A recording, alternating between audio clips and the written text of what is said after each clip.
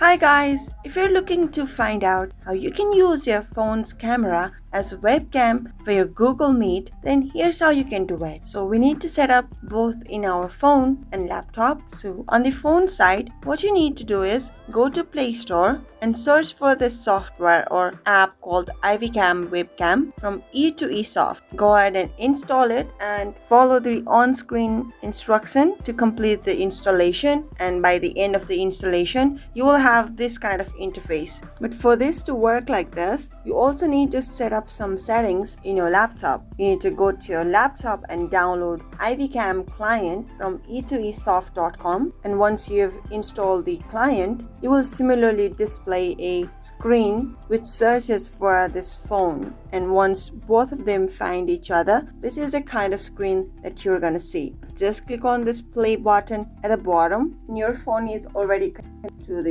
to your laptop as webcam. So in order to use it in your Meet, just navigate to the video button and select this webcam instead of the default one, and you're all set. That's how you can use your phone camera as your webcam for your PC. Guys, if you still have any questions or comments regarding how to connect your phone's camera to webcam of PC, do leave them in the comment section, guys. We're always here to help. Until next time, bye bye.